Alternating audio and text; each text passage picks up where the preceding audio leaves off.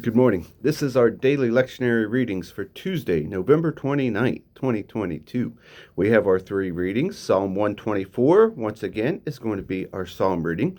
We're going to continue in the book of Genesis for our Old Testament reading, but we're jumping over to chapter 9, verses 1 through 17. And then our New Testament reading is going to be coming from Hebrews chapter 11, verses 32 through 40. Let us listen in to the scriptures for the day. Psalm 124 out of the Message today. If God hadn't been for us, all together now, Israel, sing out. If God hadn't been for us, when everyone went against us, we would have been swallowed alive by the violent anger, swept away by the flood of rage, drowned in the torrent. We would have lost our lives in the wild, raging water. Oh, blessed be God. He didn't go off and leave us. He didn't abandon us defenseless, helpless as a rabbit in the pack of snarling dogs. We've flown free from their fangs, free of their broken traps, free as a bird. Their grip is broken. We're as free as a bird in flight. God's strong name is our help, the same God who made heaven and earth.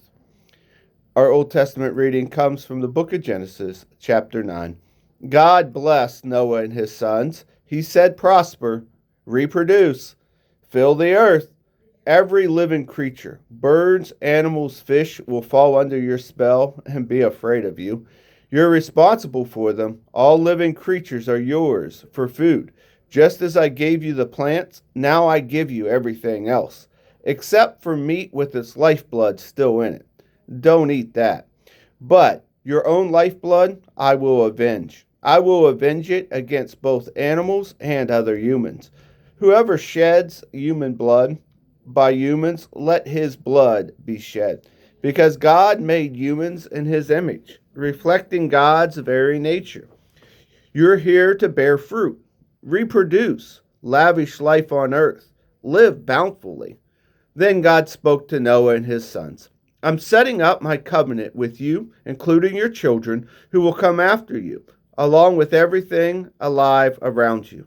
Birds, farm animals, wild animals that came out of the ship with you. I'm setting up my covenant with you, that never again will everything be destroyed by floodwaters. No, never again will a flood destroy the earth. God continued, this is the sign of the covenant I am making between me and you, and everything living around you, and everyone living after you. I'm putting my rainbow in the cloud, a sign of the covenant between me and the earth. From now on, when I form a cloud over the earth, and the rainbow appears in the cloud, I'll remember my covenant between me and you and everything living, that never again will floodwaters destroy all life. When the rainbow appears in the cloud, I'll see it and remember the eternal covenant between God and everything living, every last living creature on earth. And God said, this is the sign of the covenant that I've set between me and everything living on earth. Our New Testament reading comes from the book of Hebrews, chapter 11, verses 32 through 40. I could go on, but I've run out of time. There are so many more. Gideon, Barak, Samson, Jephthah, David, Samuel, the prophets. Through acts of faith, they toppled kingdoms, made justice work, took the promises for themselves. They were protected from lions, fires, and sword thrusts, turned disadvantage of advantage, won battles, routed alien armies. Women received their loved ones back from the dead. There were those who under torture refused to give in and go free, preferring something better, resurrection. Others braved abuse and whips and, yes, chains and dungeons. We have stories of those who were stoned, sawed in two, murdered in cold blood, stories of vagrants wandering the earth in animal skins, homeless, friendless, powerless. The world didn't deserve them, making their way as best as they could on the cruel edges of the world.